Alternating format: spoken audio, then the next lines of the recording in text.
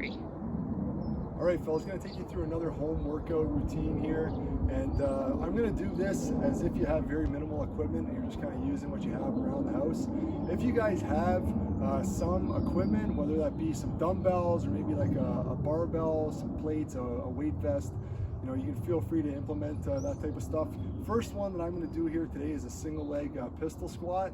But if you guys had some equipment, like say you had a dumbbell and you wanted to hold that in the goblet position, or you've got a barbell that you could load up in the landmine position and hold that in the front rack position, you'd be more than welcome to do that also. But the first one that I'm going to bring you guys through here today is just a pistol squat. So you're just going to be going down slow. Again, remember, we want our knee tracking towards the pinky toe side of our foot. Let's go a tempo of about 4 seconds down, and then just touch at the bottom in 1 second straight up. So just all the way down, touch your butt, straight up. You can go for 8 reps each on each side there. The next part of this this block is just going to be feet elevated push-ups. So just get your feet up on the bench, and then you can just work through 12 push-ups like that. And then the third part of this A block, you just roll over and bring yourself into a boat pose. If you have to keep your knees bent, that's fine. The next progression to that will be trying to have your legs extended. You're really turning on your core here. You've got a lot of the weight of your body's on the sacrum, just above your tailbone. Hold there for 30 seconds. That'd be your A block. Your B block is going to look like this. The first one is going to be a body weight RDL or a Warrior 3. So again, if you have weight, you can hold the weight in the opposite hand of the leg that's working. I don't have any weight, so I'm just going to demonstrate quickly what I mean. So a Warrior 3 would look something like this, where you're kicking back that leg behind you.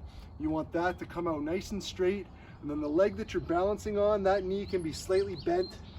You bring your arms outstretched overhead, making sure that you've got a nice tight packed scap, and then come all the way back up. I'm going to do this one again. Let's probably focus on about 4 to 5 seconds down. 1 second hold at the bottom, get that nice steep stretch, and then use your hips and flex your butt at the top on the way back up. Here's one more. So again, kicking that leg behind you as if it's pressing into a wall. Arms stretched out, thumbs up, good stretch through that left hamstring, and then coming up, flexing your glute at the top. All right, the next one that I'm going to move through here is just a IYT sequence. We use this one all the time in Seattle, generally using a stability ball, but here I'm just going to have you guys laying out flat. So we're going to move through 3 different planes of motion. The first one resembles an I, and then a Y, and then the letter T. So what you're going to do is you're just going to bring your arms out front in front of you. You're going to lift with your thumbs facing up and try to just get your wrists above your shoulders. 1 second up, hold for 2 at the top, and then come down. That will be the I. This would be the Y. Thumbs up, wrists above your shoulders. Contract those scaps, having your shoulders draw away from your ears and your scaps drawing down your back. And then here's the T, same thing. It's like you're pinching a pencil between your shoulder blades for 2 seconds, and then down. And then repeat. I,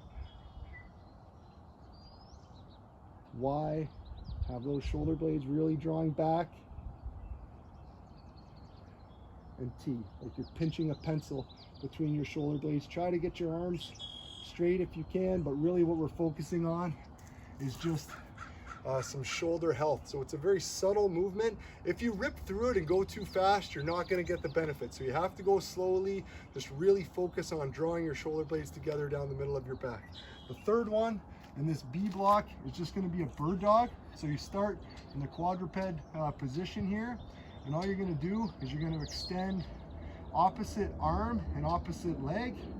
You're going to hold for 5, and then I'm going to touch my opposite elbow to opposite knee, hold for 1, and then extend for 5. Hold for 1, extend for a count of 1, 2, 3, 4, each side. Make sure that when you're kicking that leg back, you're really flexing your glute. You've got your toes pointed down. And then for the third block, you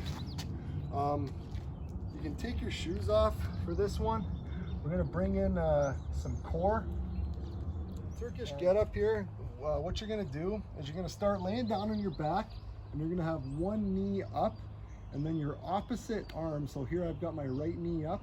My left arm is gonna press into the mat, and that's what's gonna initiate this movement.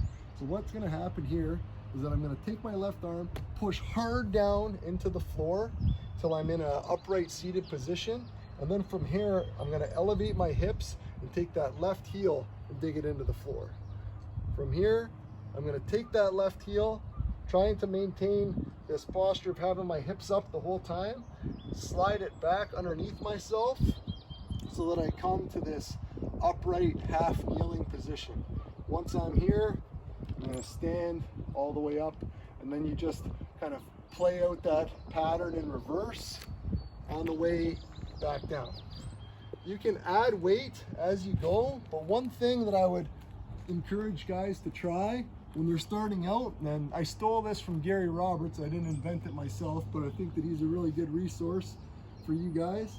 One thing that you can try to do is to use a shoe, and it will just really help you focus on dialing in the details. So you've got the one arm up here, press down, upright seated posture, elevate your hips. Now I'm going to take that left knee and bring it all the way back and behind,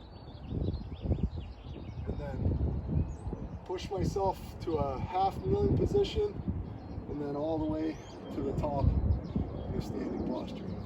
You can work through some Turkish get-ups and try them on both sides. I think that, you know, a set of 8, so 4 on each side, would be a good place to start. You guys can move through this first workout with 3 times through each particular block.